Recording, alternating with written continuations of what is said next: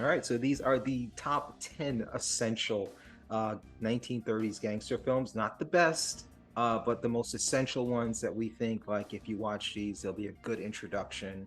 They best represent the genre at the time. So there were three seminal films that are looked at as the cream of the crop.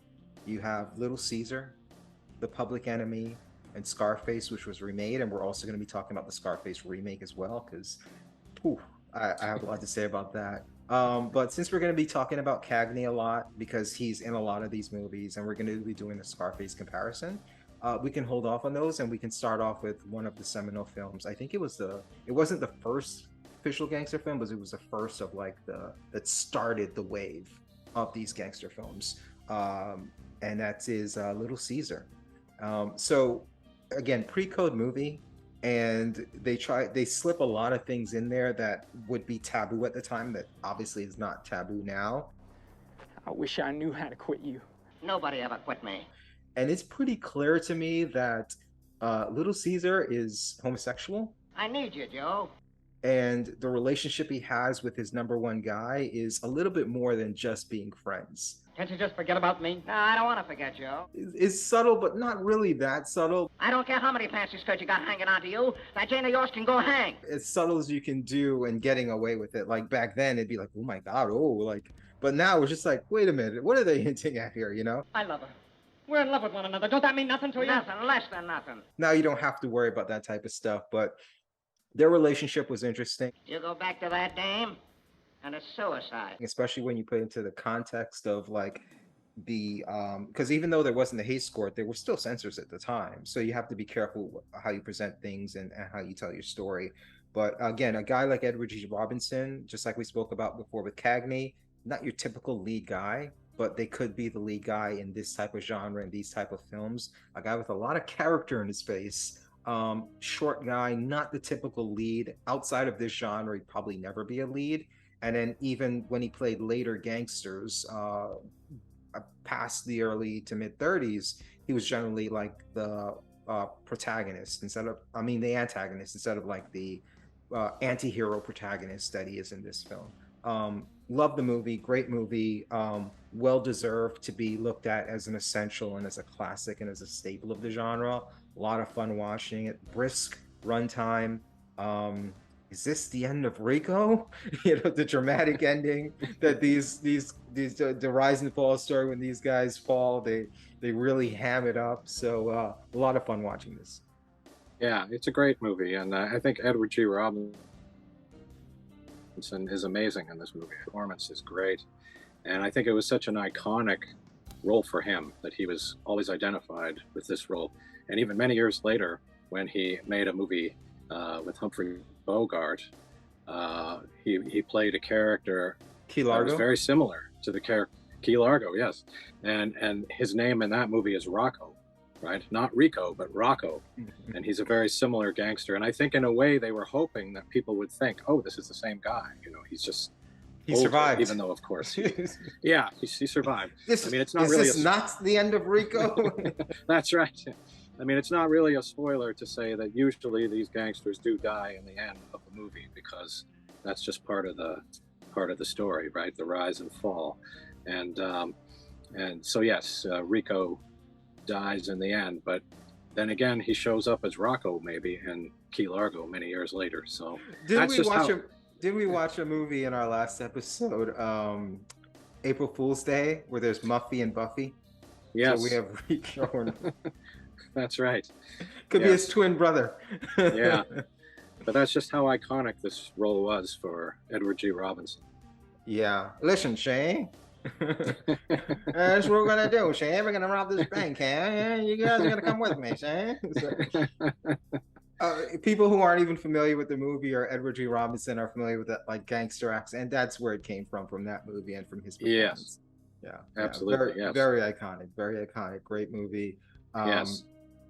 If you haven't seen it, yeah, it's a must watch, and it's so brisk too. A lot of action, fast paced, great movie. Yeah, absolutely. Is this the end of Rico? The Petrified Forest. So this was an early kind of like prominent role for Humphrey Bogart. And this was more of like a stage play that was turned into a movie, and it has a stage play feel. So definitely you have to go into it knowing that, because it's going to be off-putting. It's like, why are they not moving to other locations? Why are people like walking in and out, and like when they walk out we don't follow them until they walk back into the diner? Like we stay in the diner, when the characters leave the diner we leave the characters, and they're entering in. So it can be off-putting. It can be like uncanny valley type feeling, where like something is off with what I'm looking at here. It's a movie but it's not a movie, you know. So if understanding that will, I think, help the experience, because then it won't be as off-putting, because you know the kind of the parameters of what you're watching. Definitely a fun movie. Early Bogart, his performance is a little stiff in that he wasn't like fully developed as an actor, and as these gangster performances and things like that. I think his performance would probably play more at better in the play, and probably that's where he inspired his screen performance from. Because when you're doing plays, you have to kind of play to the back end of the theater, because you have a lot of people in the live experience, and your actions kind of have to be exaggerated. And he did this kind of like weird walk. It just kind of looked like Yes. super acting-y. It didn't seem like a natural person. Like, he was acting like a gangster. He didn't feel like a gangster. But those, I don't think, are critiques from my standpoint. They're more like context. If you put all that stuff into context, I think you'll enjoy the film more. And this isn't a classic 30s gangster film, in that you don't have the immigrant story, the rise and fall story, the anti-hero story. But he is a gangster, and it is a gangster film, but it's not the prototypical one that you would find in the early 30s. But it's still very much a gangster film. Early Bogart, historic from that standpoint. Leslie Howard, Betty Davis, my favorite actress, great cast, great movie, as long as you put it in its proper context. Yeah, I actually love this movie. This is one of the movies that my dad made me tape off the TV when I was quite young, and so it made a big impression on me. And I've seen it a few times over the years. And apparently Humphrey Bogart and Leslie Howard starred in the play together. And when they decided to make it into a movie, they actually didn't want Bogart. They wanted Leslie Howard. And they were talking about Edward G. Robinson maybe doing the role. And Leslie Howard said, no, it's either both of us or none of us. So he really kind of made Bogart's career in a way by forcing them to take Bogart, because it really did make his career. Bogart at that time, he had been around for a few years. He'd made about 12 other movies, and he really wasn't catching on as any kind of a movie star or leading man. And this is the first time that they really saw, oh yeah, he's got something. But you're right, though, that it's not quite the Bogart that we have come to know. And he is doing a physical thing there, which I think he might have said he was trying to be John Dillinger. He had sort of studied John Dillinger, the famous outlaw, and was maybe trying to do his physicality. But yeah, it is a bit weird to see Bogart doing that. But I think it's still a great performance for what it is. And I think he's very menacing, like he's got this real underlying menace. You don't know what he's going to do. Whereas I think Cagney, a lot of times, he's more active and he's more likely to punch people. But Bogart has this kind of quiet menace that you're not quite sure what he's going to do, but it's not going to be good, if you know what I mean. With Cagney, you know what he's feeling. Yes. With Bogart, is kind of a little bit more mysterious. He looks like a worn face, been through a lot, a lot of things going internal, which puts you on unease, like you're not comfortable around him. What's the matter with you, Duke? Do something! Shut up! Shut up! Give me time to think. Since we're talking about those two, let's talk about one of the films they were both in together. They were in 3 films together. 2 of them are on this list. The other is was a Western. You know who that is? Oh, that's the Oklahoma Kid. Ooh, let's talk briefly about the Oklahoma Kid. So when I first started watching, have you seen it? I don't think I have, actually. No. Don't. Okay. So, when I first started watching these movies, I fell in love with Cagney. And then when I started watching the film noirs, I fell in love with Bogart. So I was like, man, like they actually made a movie together, and then they made two. I'm like, let me Google around, see how many more movies they made together specifically. And then I saw there was this Western. Like, I love Westerns too. Like John Ford, one of the greatest filmmakers ever made. I'm not a huge fan of John Wayne, but a lot of his movies were pretty good as well. So I was like, yeah, let me check out some of these. Let me check out this Western. And oh boy, so as menacing as these guys look in three-piece suit, they look kind of silly because they're both on the shorter side, especially Cagney. Tell that little squid over by the piano I want to see him. And seeing like this little guy with this giant hat on, trying to jump on this horse, and it just didn't look right. He looked more laughable than menacing, and it didn't help that the movie itself wasn't very good either. And it was very, as far as my memory of it, which I'm trying to black out of my head. You also had Cagney wore white. Bogart wore black, because the good guys and the black guys with the colors, and it was an experience. Unless you're a diehard fan of both of those guys like I am, I would say stay away from it. And even someone like me that watched it, I didn't really take much from it. It was just the experience to say, hey, I watched it. I watch all the movies they're in together. You can climb our apple tree. Oh. My next guests have been two of my favorites for a long, long time, as children and as grown-ups. Hunts Hall and Gabe Dell, two of the Bowery Boys, Dead End Kids, East Side Kids. They're in for an important anniversary. We welcome Hunts Hall and Gabe Dell. The Angel and Dirty Faces were actually the Dead End Kids, and it was a troupe of kid actors that did stage plays together. And then I think this may have been one of their early films, if not necessarily their first, not sure. But I do know they made a handful of films at Warner Brothers, and they stayed together. I think the name of the group changed in time. Little Tough Guys, East Side Kids, the Bowery Boys. The Bowery Boys are what I know them for, but I think their original name was the Dead End Kids. Two of their films are going to be on this list. This is one of them. And I'm not a huge fan of theirs because their shtick is kind of like very repetitive. It's like, okay, this is the bad guy in the group. This is the good guy. This is the guy that's going to turn on everyone. This is the guy with the heart. And they kind of just replay their roles in each movie they're in. But they're a central part of the film, but this film is all about Cagney, his energy. And I thought this is one of his better films. Yes. I agree. It's another film that I saw when I was very young, and again, made a huge impression on me.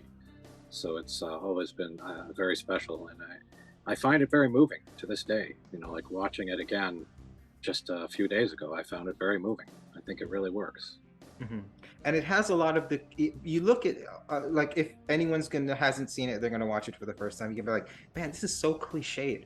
But the reason you're going to think it's cliched is because this film has been studied and emulated by other filmmakers and other studios and writers, because a lot of the things that are seminal parts of crime movies in general, not just gangster films, came from this. You have the two young kids who are both knuckleheads, and they got caught for a crime and they run off. Come on, Rocky, shoot!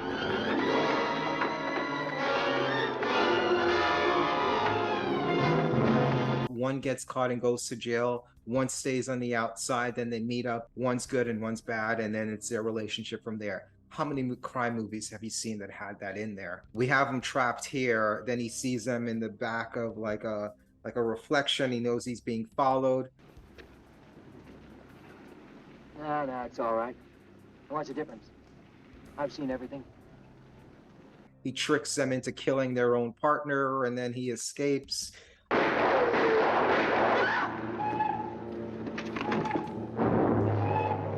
There's just a lot of stuff like that in this film where it's just like, man, like any one of these tropes could be the basis or the major plot of another film. It's my rap and I'll take it.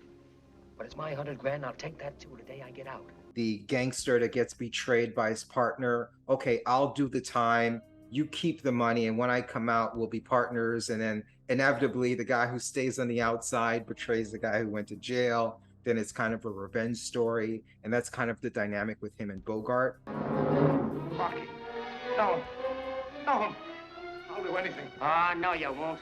And I think that's the dynamic with both of their gangster films. Is like Bogart is the one that betrays Cagney, and then Cagney comes out for revenge and stuff like that. So, but yeah, those are just a few of the ones at the top of my head. But when you watch this film and you've seen a lot of crime movies, you're gonna be like, oh, I recognize that. Oh, I recognize this, and you're gonna see a lot of that in this film, which is again, what it's very of all the films on this list. Even if you don't think it's the best, it's the one that's aged the best probably, because all of these plot points can be in modern movies, where some of these other older films, the plot points can feel kind of dated. But yeah, great movie. Yeah, I agree. Really like it. And like I said, you also have the famous ending too, where it's like, was he really a coward, or did he pretend to be a coward? You know, where he finally gets killed, and his childhood buddy says, hey, like, I want you to let's speak about his childhood buddy. So they made a lot of films together. O'Brien, they did. Edward O'Brien, I think is his name, or is it Pat O'Brien? Pat O'Brien, Edward O'Brien. Yeah. So, yeah, Pat O'Brien. Yeah. They made a lot of films together. They were real life friends. What an asshole. Sure, he's like the good guy in this film, but he keeps asking him favors. He's like, listen, I'm gonna get the cops on you, and I'm gonna do everything in my power to bring you down and bring you to jail and get you behind bars. And James Cameron's like, sure, no problem, buddy. It's like, what? And then like at every turn when they're trying to like kill him, like Cagney is there to like save his life behind his back, and not even asking anything of him, and he's like, listen, I know you're about to die, and the only thing you have left is your legacy, and I want you to kill that legacy. I want you to die a coward. I want everyone to despise you. Can you please do me that favor? It's just like, fuck, dude, like, how much are you gonna keep asking of this guy? I don't want to die, oh please. I don't want to die, oh please. I think it is a very moving story. And you're right, it's probably been copied a million times, but that doesn't matter. It still works on some level. It just works, and I think in a way it's got a political message, I suppose, or a social message, or whatever we want to call it, about what is the difference between this criminal and this guy who's a priest. It's just that one of them could run faster than the other, right? It's like he got away. So he didn't go to reform school. He didn't learn all the bad habits. He didn't make all the bad connections.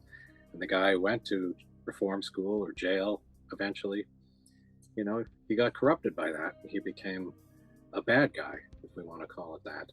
So I think it's a message that's still relevant today, and I think a lot of people don't understand that, that there's very little difference in a way between, what happens to you or I or anyone. It's a lot of luck and timing, and I think this movie does a good job of showing that. Asking questions again, huh? It stars Humphrey Bogart.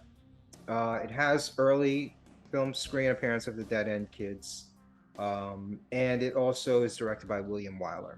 So those are the reasons to see it. Otherwise than that, it's not a great movie. It's kind of just okay, but those are kind of like the major points for watching this film. So I would put it lower on the list of essentials. But if you've seen some of the better ones and like you want more, it's like, man, give me more. This is definitely where I would say turn to.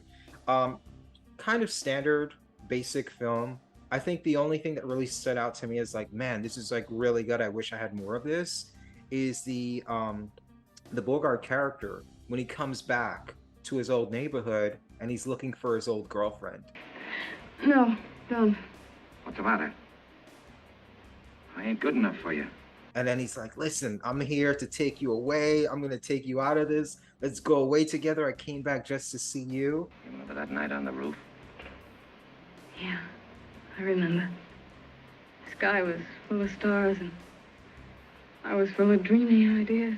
Without saying it, very subtly, I don't know if this was a censorship thing or this was good filmmaking. Let's just call it good filmmaking. But it's probably censorship thing. She never really comes out and say, "Listen, I'm a prostitute now, and I did what I had to do." And Bogart's like, "Fuck, man, can't you do anything else? You fuck, like you're like, I despise you now." It's like, and it's just like that, just that dynamic, how subtly they talk about that, and like how like she kind of crushes him, and also at the same time like feels herself going on this pedestal that she doesn't want to come off of, but then she has to be honest with him. I come back for you. I wouldn't be good for you. More salt on the wound. It's just like, all right, like he finally like, here, take this money, like I don't want to see you again. And then she even asks for more money, just like to show how far she's fallen. Here, it's hot. Be careful where you spend it. And keep your lips buttoned up. Well, I wouldn't tell on you, Marty, not if they tied me to wild horses. I wouldn't. Honey, could you spare another $20? I got it. That whole dynamic, those scenes together, perfect. The rest of the movie, but I would watch it just for their scenes together and just to see like the subtleties of how they discuss all of that stuff. That is actually one of my all-time favorite scenes, I think. I love that scene. First time I saw the movie, I just loved it, and I kind of became obsessed with it. And this movie's based on a play as well. And so I actually looked up the play because I was considering that maybe I would want to produce this play and direct the play because I like this, particularly the Bogart character in that scene. But of course, the play is very, very different, and they kind of changed a lot of things when they turned it into the movie. So I never did do anything with it. But that scene still resonates, and for all the reasons you're saying, that it's so, the subtext is just so incredible in that scene. And I love that exchange where, he kind of realizes and he says, "Why didn't you starve first?" And she says, "Why didn't you?" When you starve first. Why didn't you? Well, what did you expect? Because he's a killer, right? He's been killing people. So they've both done horrible things, right? Yeah. And it's just, I think it's a perfect scene. It almost feels film noir more so than crime, like than Gangster. That sequence. Yeah, it does. And I believe that the actress, whose name is escaping me, I think she won the Academy Award or was nominated. It's a dream. I'm having a dream. What I've wanted for so long. For that part. And it's really quite small. Like, it's a very small part. It's very self-contained, but it's so good. I'll look it up and so I'll put powerful. it on the screen. Whatever, all that information. Yeah. And it's just this contained moment, and it starts with her walking in from the distance. She's coming down the street, and then it ends with her walking back off into the distance. And that's it. It's like that's the only chunk of the movie that she's in. Actors like Cagney and Bogart and Edward G. Robinson, guys like these work better in these roles because there's more character in their face. Cary Grant or whatever handsome actor you want to think of at the time. I keep saying Cary Grant. Let me think of. I know so many actors from that time. Clark Gable. Clark Gable. There you go. Clark Gable. If Clark Gable was in this part, it wouldn't have the impact, I'm tired. I'm sick. Can't you see it? Look at me good. You've been looking at me like I used to be. That look on Bogart's face when he finds out, not even when she tells him, but when he figures it out on his own, it's just like, oh, it's heartbreaking, Yeah. Oh, yeah. And you made a good point. I'm completely looking at it from the guy's point of view. But you're right. She has a point of view, too. Hey, you're a criminal. Yeah. Like, I sold my body, but you killed body. You have like a huge body. I have a body count, in terms of guys I slept with. You have a body count in terms of the people you killed, and so he's much worse, So you're right. Yeah. You should look at it both ways. He's a lot worse than she is. But I guess I just look at it from his perspective because of his reaction to it is what really like sold the scene and made it memorable. And it's interesting too that his part is not huge, and in fact he's gone from the movie a good 20-30 minutes before the movie's over, right? There's a lot of movie left after he's gone. He's not a huge part. It's a lot about the dead end, but he is. Absolutely. And in some ways you could parallel it with Angels with Dirty Faces, in that in both movies they kind of look up to this gangster character, although it's much, much more well explored in Angels with Dirty Faces. Here it's kind of subtle, but they do kind of look up to him a bit. They do learn something from him, the way Cagney's kind of teaching them things in Angels with Dirty Faces.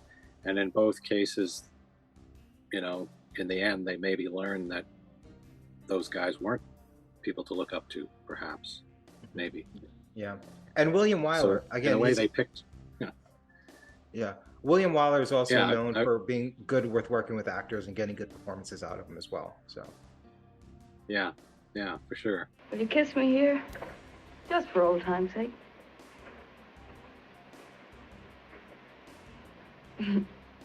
Thanks. so back then in the studio era where actors were under contract, you kind of had these studios that went with themes because you have these actors under contract, so it doesn't pay you to be diverse because there wasn't TV at the time. So movies and TV kind of like were one thing before they morphed into two separate things. So they didn't come out as frequent as TV episodes, but they didn't come out as slow as movies come out now. So it's kind of an in-between type time, but they did have to churn these things out. So it behooved you to stay to a certain theme and stay to certain actors that were interchangeable.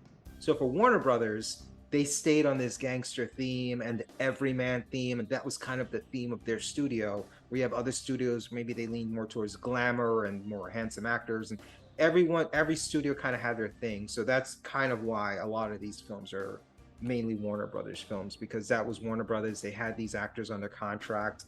Bogart, Cagney, Edward G. Robinson, George Raft. A lot of these actors were synonymous with this genre.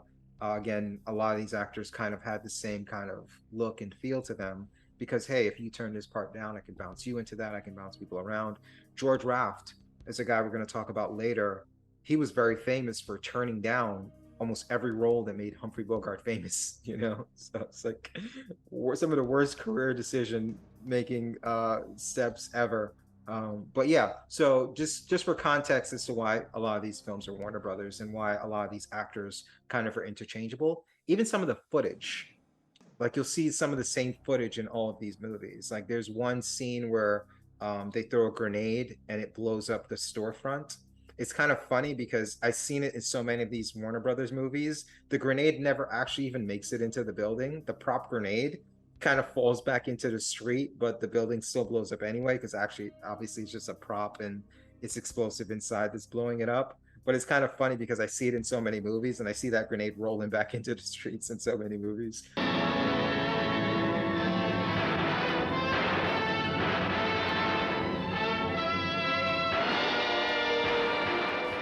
But as far as G-Men, it's a different perspective because you're talking about the law as opposed to the criminal side of things. But again, it does star James Cagney, great performance, same old Cagney, even though he's playing the other side of the law, same ball of energy, same criminal background as a kid, but he turned good. What surprised me about this film is, so for a film buff like myself, I always viewed New Hollywood, which is kind of like after the Hays Code, late 70s, late 60s, early 70s, where the Hays Code was gone and you had all these filmmakers really exploring different things and censorship rules were really lax. I view like movies like Bonnie and Clyde as being like the gangster film that really showed like the violence and the visual killings and like I really viewed that as, yo, this is a super fucking violent movie, man. So many people get killed, and I saw this movie like when I was younger, but I was shocked when I rewatched it how violent this movie was and how many characters get killed like brutally. This was a super violent movie. So even for like a modern audience where some of this stuff may not come off as great with like the special effects and the kill scenes where someone gets shot and they just hold their chests, no matter where the bullet goes or where the gun is pointed, they always hold their chest and have this dramatic death scene. This kind of stands out among those films because of how brutally violent it is, in a good way. It was lots of fun. Yeah, I had actually never seen this movie, believe it or not. I'd read about it, I'd heard about it, because this movie was significant in the sense that it was one of the first, or maybe even the first, after the Hays Code was enforced in 1934, when they couldn't really tell the old style of gangster film anymore, where you're really kind of admiring the gangster and you're following the gangster. So instead, they switched the sympathy to the police, or in this case, the G-men, the government agents. And Cagney, as you said, he's playing kind of the same type of guy, but he's now on the side of good. And we can watch all the violence and we can see all the gangsters and everything. But because we're coming at it from that perspective of these are the good guys, you know, and we're rooting for the good guys, it's now okay. And I think maybe for that reason, I never saw it years ago, because I thought, it's not going to be as exciting. It's not going to be as fun. But I have to say, I really liked it. I thought it was very good, and perhaps one of the best movies of the 30s, gangster films of the 30s. I really liked it. Yeah, a lot of fun. And again, I was just like shocked when I was like, holy shit, this is violent.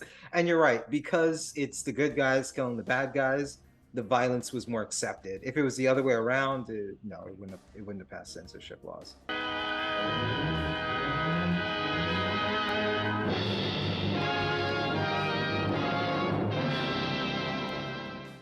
James Cagney and George Raft, firebrands of the screen clashing for the first time. Two sticks of human dynamite thrown together in a man-made inferno. George Raft!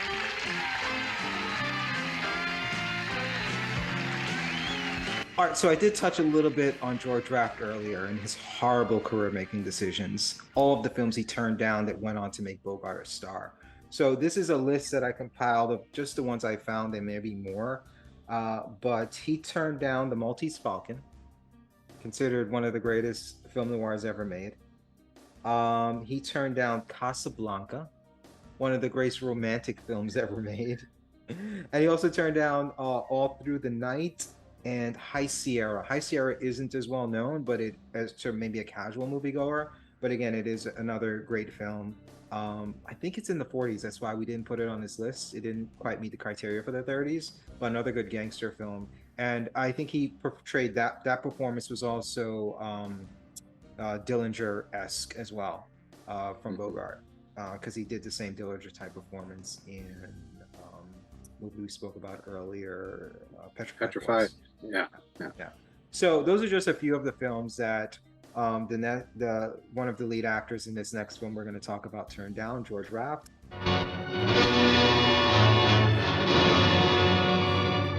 4 words of fire that herald the scorching picturization of the novel that thrilled a million startled readers. See, Shaun I Die is necessarily one of the greatest films ever made, but it does have one of the directors we're going to spotlight, and it also has George Raft playing a prominent role. And even though George Raft did turn down a lot of roles, he was supporting characters in a lot of these Warner Brothers films.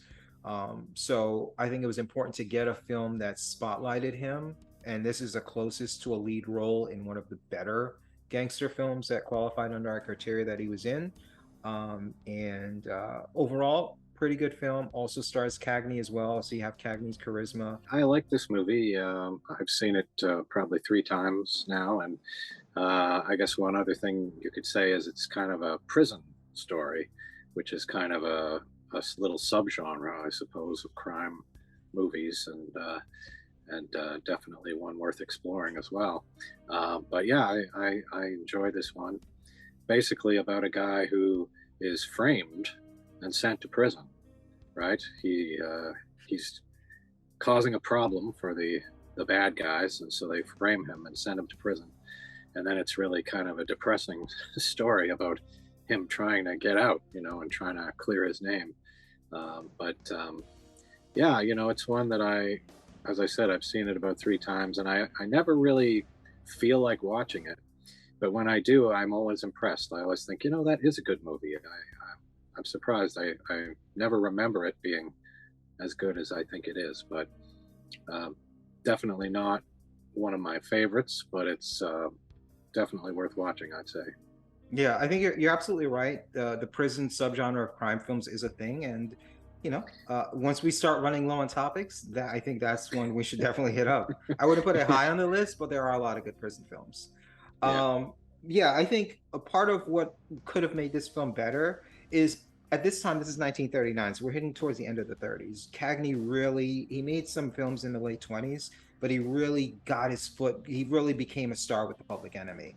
And by the time we get to the late 30s, he is sick and tired of doing these gangster films. And he's originally a song and dance guy, so he did make a lot of good musicals, Footlight Parade and different things like that.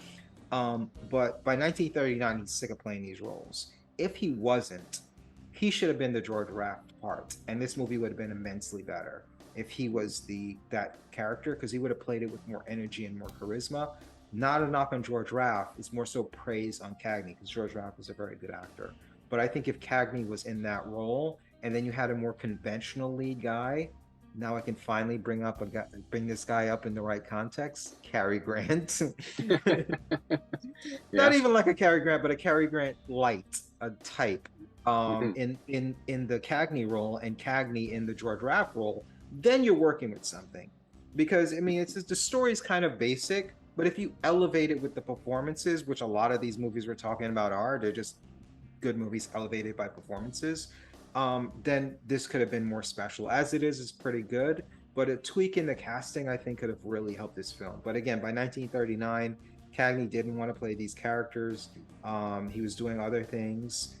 He wasn't a right fit for the film noir genre, and he did a lot of musicals, comedies, different things like that. It didn't work out well for him, so he did go back to Warner Brothers. I think they ended up kicking him more money, and he did later on go on to make, again, one of the greatest gangster films ever made. I think this would have been in the 50s, that he did White Heat. Talk about a return to glory. White Heat is right up there with like top 10 gangster films of all time. Beyond decade. It's just a great film. So it was kind of, watching White Heat was kind of depressing, because it's like, man, Cagney, why the fuck did you deprive us of like another 10 to 15 years of you doing parts like this? But you know, he just didn't want to.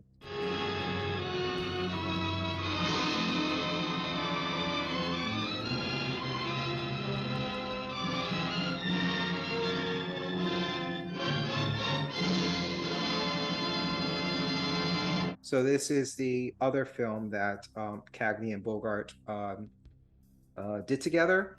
And again, another great film by a great director, Raoul Walsh. And again, this we already mentioned Prohibition, Depression, things like that were part of these films, in far as like why they were so popular and some of the topics and subjects that these films were based on. But this one was flat out the 1920s, the Roaring Twenties, and the narrator just illustrates the different, years as things progressed with those particular things. And so it was more overt in this film. But again, another great film, and I would put it up there with the other film they did together, Angel with Dirty Faces, in that a lot of it feels cliched because a lot of this shit was copied because it was done so well. And you have, again, Bogart betraying Cagney. You have these war veterans that, hey, they went to the war together, they came back, they separated, and then they came back together as criminals. I've seen a lot of 80s B movies just like that. Even like I know it's kind of a stretch, but the A-Team kind of felt like that. Hey, these war veterans, they come back together after the war. Instead of becoming criminals, the A-Team becomes like heroes, but you do have that storyline a lot where these guys been to war, after war they come back, usually as heroes. In this case, it's the opposite direction.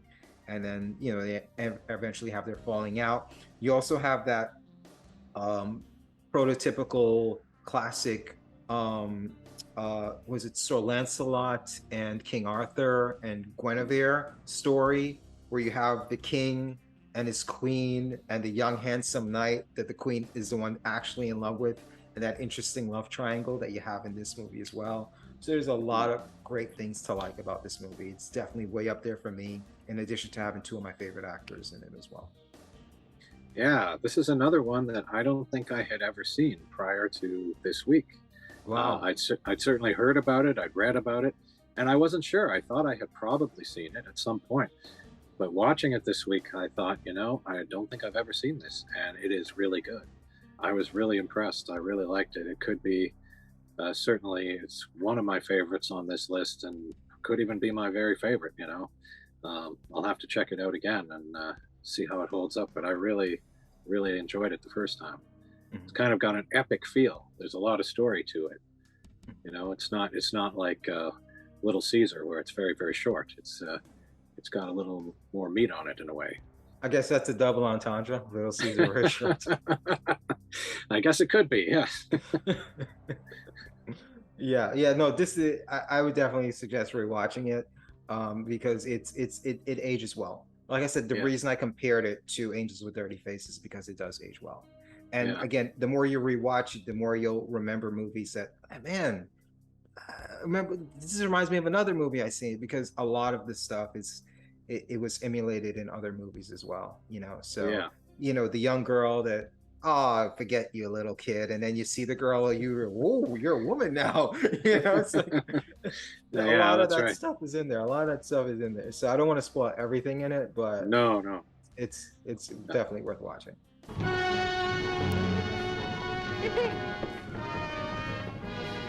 Mais qu'est-ce qu'il y a? Il est fou, il me déchante.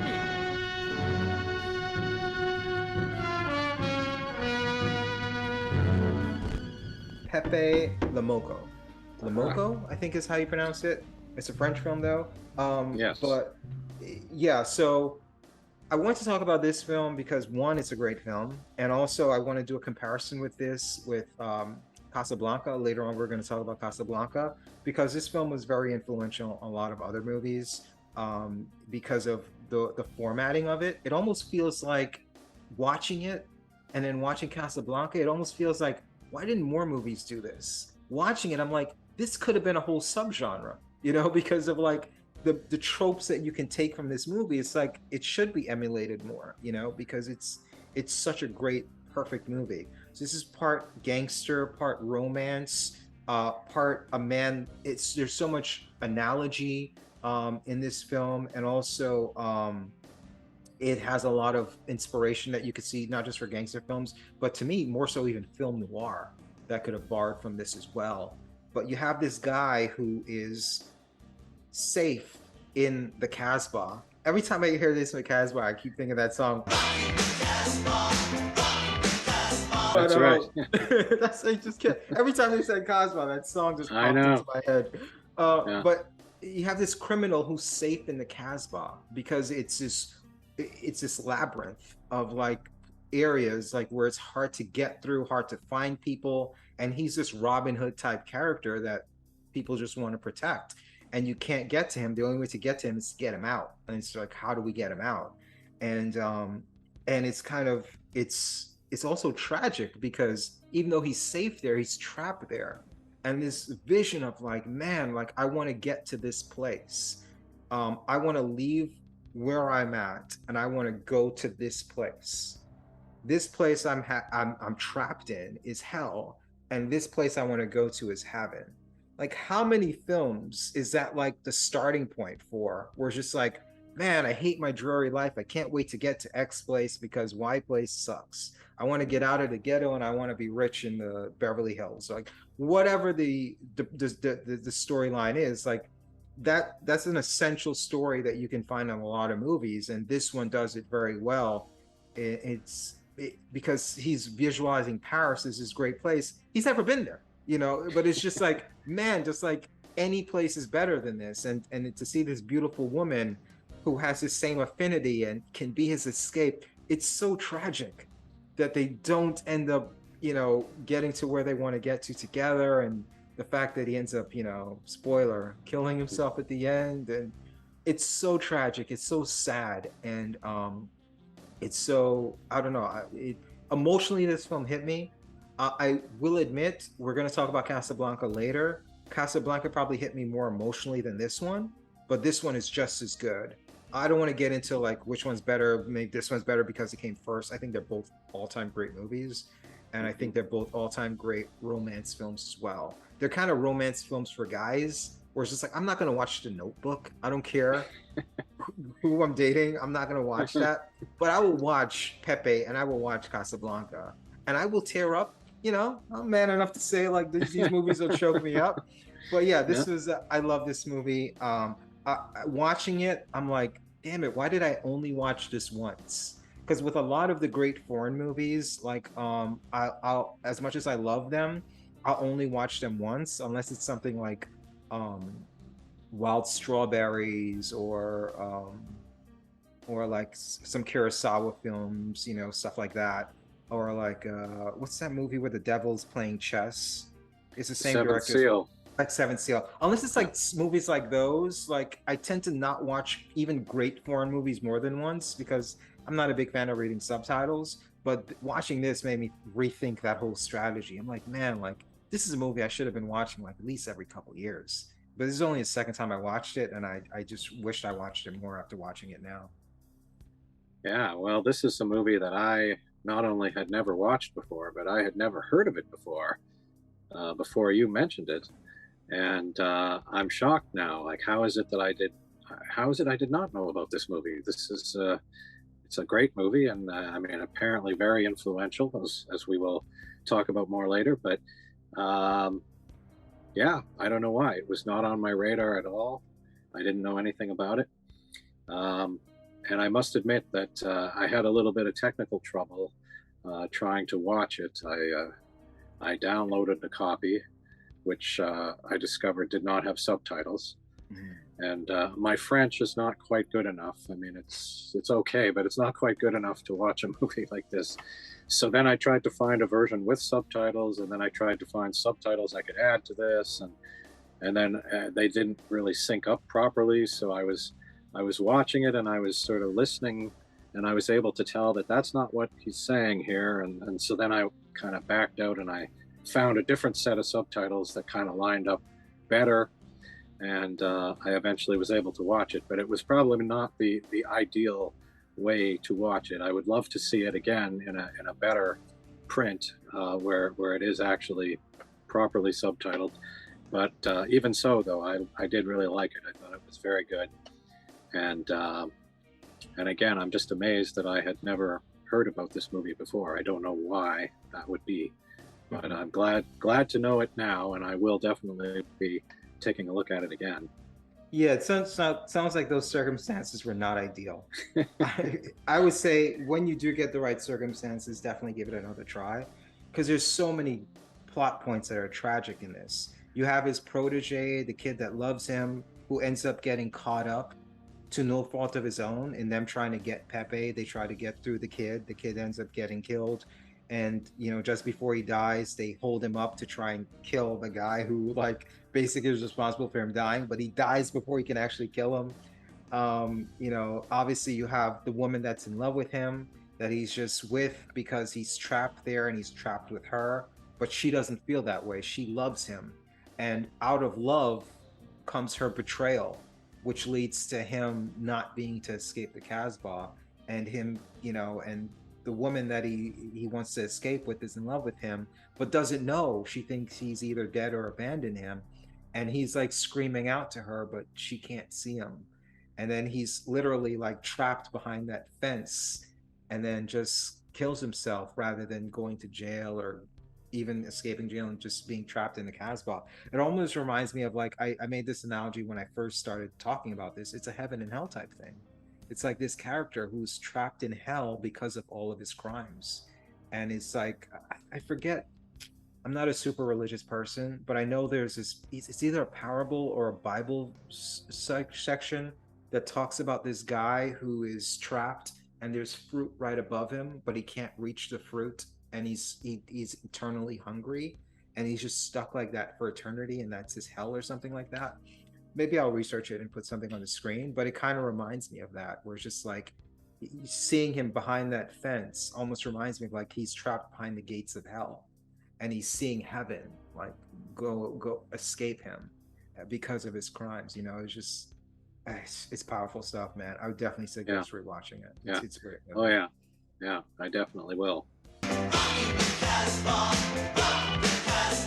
One of my favorite performances, the reason I fell in love with James Cagney, the reason the world at the time fell in love with James Cagney, and another reason I love this movie so much, and I think this and White Heat are two of his better performances, because he doesn't get wrapped up in trying to have redeeming qualities. I think censorship forced him to have redeeming qualities in some of his later films, and also Cagney himself, tired of playing these unredeemable characters. But to me, when he doesn't have to worry about being likable, when he shoves that grapefruit in their face, it's just, he is such an asshole. And yeah, great film, love him, seminal movie for a reason.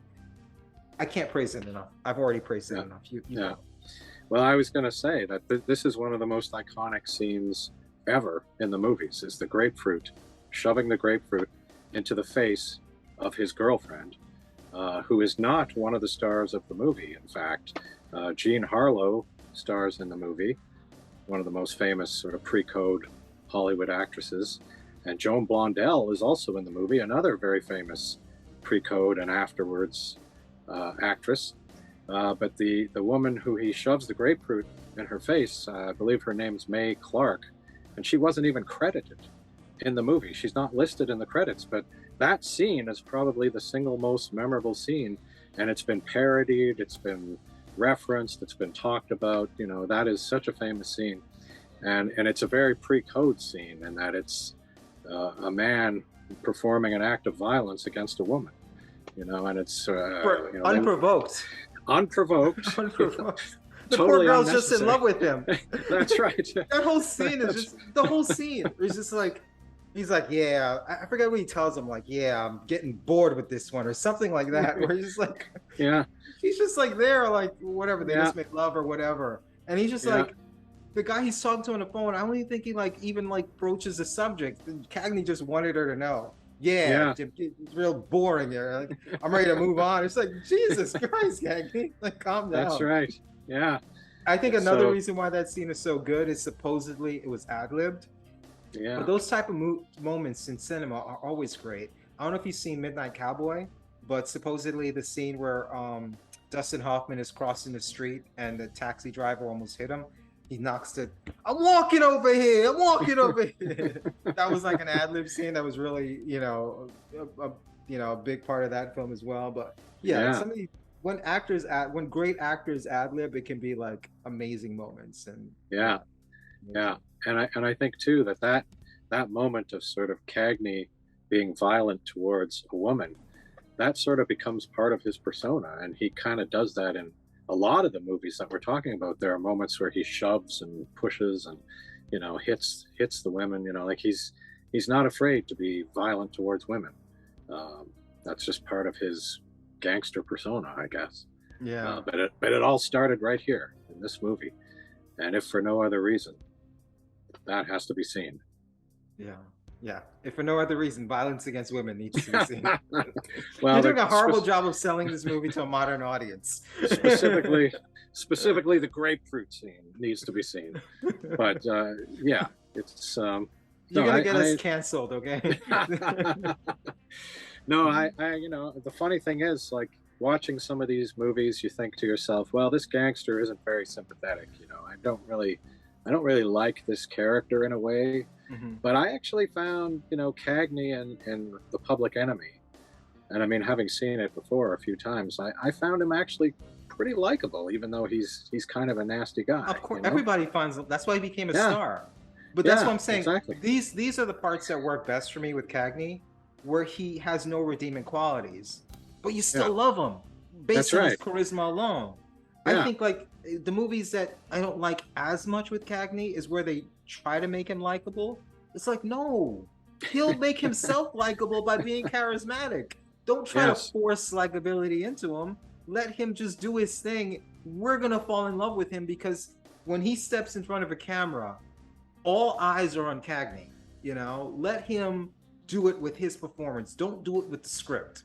And of course he's likable, but he doesn't have any redeeming qualities at the same time. No, that's true. I can't think of one good thing he does in this movie. It's like, no, not really. No. Yeah.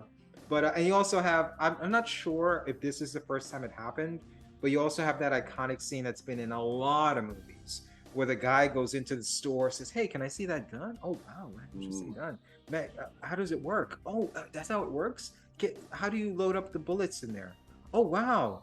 stick them up. You know, it's just like, how many movies has that been in? You know, I remember The Getaway, directed by one of my favorite directors. Why can't I think of his name? He directed Bring Me the Heaven with Fredo Garcia, The Wild Bunch. Peckinpah. Peckinpah. Peckinpah used that scene in The Getaway too. Yeah. So it's been used in a lot of B movies and even a lot of great movies like The Getaway. But that scene has been reused a lot. I'm not sure if this is the first one, but it might have been, because we're talking about like would a silent movie use a scene like that? I don't know. And this was one of the early talkies, so it might have been the first. It might have been, yeah. It's possible. But definitely a scene that I'm sure a lot of people have seen in a lot of movies. So. Yes, for sure. From Hitman. That was a fine job, Tony. Remember, that's only chicken feed. You've stepped into big company. To Gang Boss. This is the story of Scarface Tony Carmonte. Scarface. I have a huge history with Scarface. So I loved Scarface as a kid because at the age I was when the movie was out, was super young. And at the time I was in Guyana. In Guyana, you're talking South America, you're talking when you get outside the US, Canada, major places like that, a lot of the cultural stuff hits late.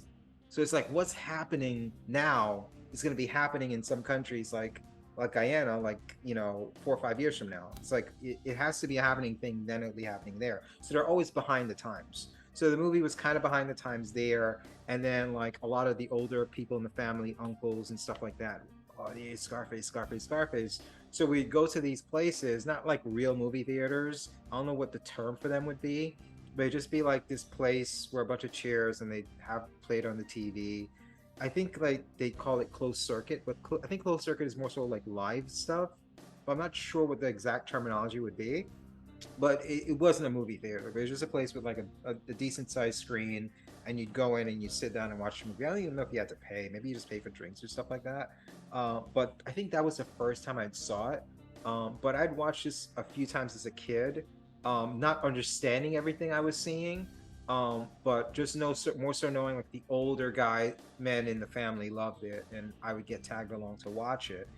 And then when I fully be able to grasp what I saw, I became more critical of films. And I heard so much as a little kid, this is the greatest thing ever, this is the greatest thing ever, this is the greatest thing ever. So I would compare it to like The Godfather, or like 2001: A Space Odyssey, or just like some of the greatest films I've ever seen, Wild Strawberries, etc., etc. So when I rewatched it with more critical eyes, I was like, no, this movie, like the context in which I watched it, comparing it to those movies, I'm like, this movie doesn't compare to those. This movie's a piece of shit. I hate this movie. And I'm like, the classic, that's what you got to go with. So then when I watched the original, I was like, man, this original, this is it. This original is so much better than the remake. This is the original way to go. Obviously, I rewatched both of them. I'm going to talk about my experience watching the 83 version later. But when I rewatched this is a classic. This is a great movie. This may be my favorite movie on the list next to Pepe. But my God, this movie is just as hammy as the 83 version. He's having, Paul Mooney is having a ton of fun in this movie. But for all the critics that hate the 83 version because it's so over the top and love this version, no, I'm sorry. These movies are both equally over the top. People critique, they critique Al Pacino because I think Al Pacino is Italian and he's playing a Cuban. And like, oh my God, his Cuban accent is so over the top. It's so cartoonish. Okay, Paul Mooney's a Jew and he's playing an Italian. And he is equally as cartoonish and over the top and equally as much fun. Mm-hmm. I love Cagney, one of my favorite actors of all time. So much fucking energy when he steps on the screen. I'm sorry, he cannot hold a candle to Paul Mooney in this performance. Paul Mooney is so over the top in every scene. Like, every time he steps on the screen, I started smiling because I'm like, oh my God, what's he gonna say or do now? He's so unpredictable, so over the top, so ridiculous, and so much fun. It says a lot of action for a movie in the early 30s. You have to put it in context. A lot of these car chases and guns and stuff like that, very new for that time of early talkies. So there was a lot of time and effort put into it. You have a great director and a great producer with Howard Hawks and Howard Hughes behind the scenes. You have, again, another movie loosely based on Al Capone. Al Capone even was, I think, a part of the research for the film, because I think he wanted to get the movie shut down, and they eventually got him to like help out with some of the accuracy stuff. My God, this is such a fun movie. I mean, I could rewatch it right now and have just as much fun. This is a great movie. Don't deprive yourself because it's an old black and white movie. This movie is so much fun. Again, Paul Mooney. When I saw this, I was like, I have to watch every movie Paul Mooney's made.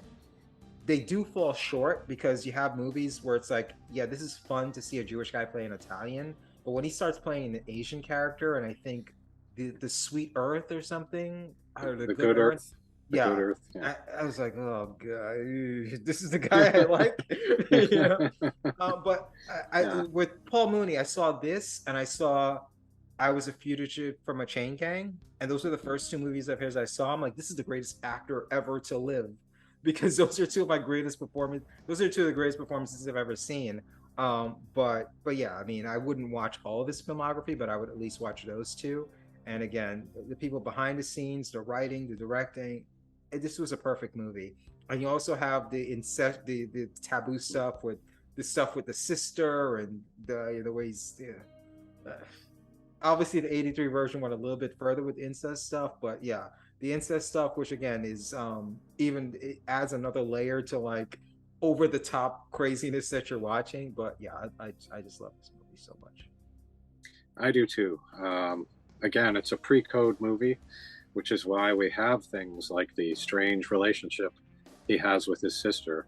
And I have to say that I, of course, saw the 80s movie first, and I had assumed that stuff would not be in the 1932 movie because I didn't appreciate pre-code movies. I didn't know that pre-code movies existed. I just thought there's no way that that's in there, right?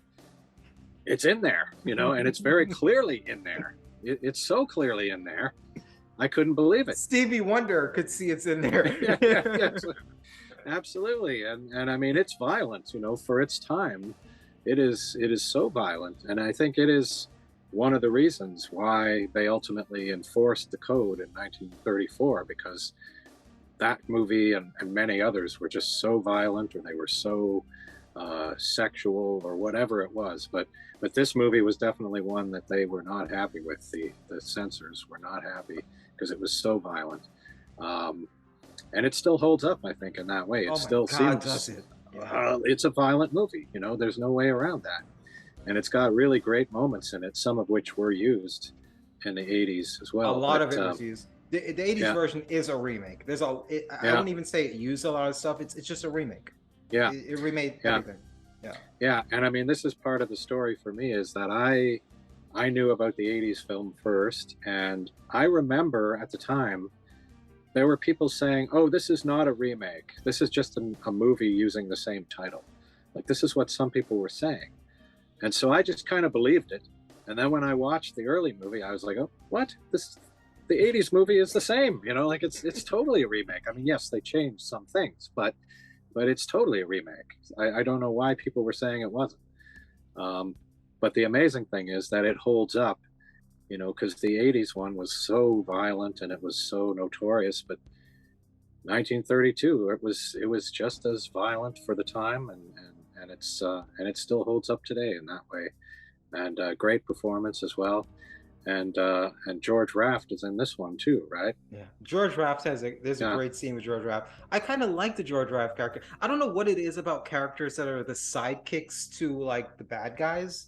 I don't know if it's their loyalty or what it is, but like even with the remake and this one and just other movies I've seen where you have this, even with The Public Enemy, even if the sidekick isn't as good of an actor, isn't as flamboyant, just their loyalty to the guy that's the main character just makes you like them.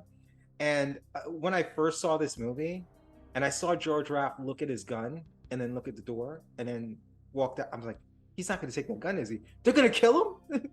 And then when he shot him, I was like, oh my God. Yeah, that's just that subtlety of him just looking at the gun and then just thinking about it. And then they don't show you whether he picked it up or not. You just hear the gunshot. I'm like, oh my God, he should have picked up the fucking gun. You know? Exactly. Yeah. And he he is responsible for one of the most iconic gangster images as well in this movie, in that he's flipping a coin, right? Yeah, He's always flipping a coin, and that became something that they would parody later on in cartoons and stuff. You know, the guys who are always flipping coins. That's where it all comes from. Scarface. Yeah. You know. And also another thing that's in a lot of other movies too is what the hell was it? I just had it in my head, then I just got distracted. Oh, it's the whistle. The whistle. As I think this may have been like when the whistle comes, you know danger is coming. I love the way because you don't see Paul Mooney at first. You hear the whistle, then you see the guy get killed. They put it in your head. When you hear that whistle, danger's coming. And every time he's about to do something bad, he whistles. And even when he goes to kill his boss, he's whistling. He's coming and whistling.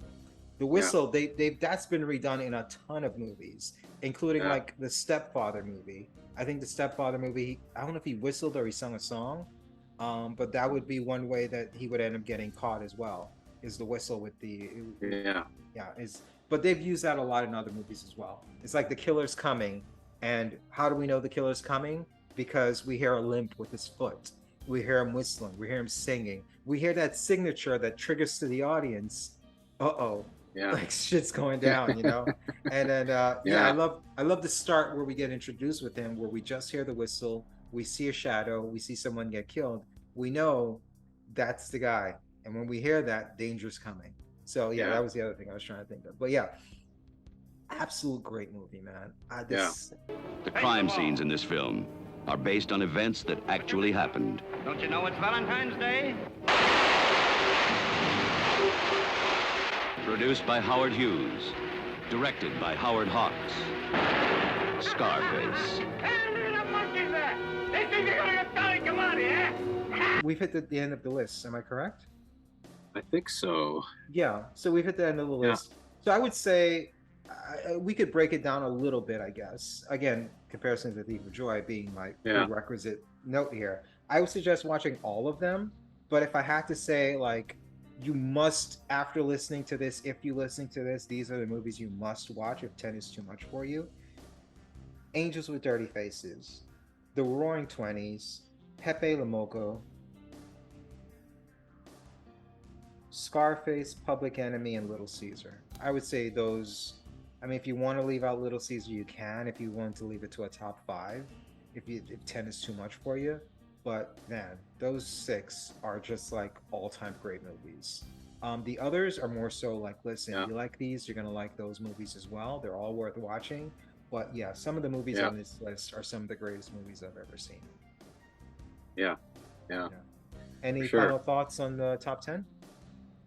No, I would just say those first 3, Little Caesar, Public Enemy, Scarface, because they're just so influential and iconic. I would definitely include all 3 of those, regardless of whether you do a top 5, top 6, top 10. Those 3 are absolutely essential to anyone who wants to understand the genre.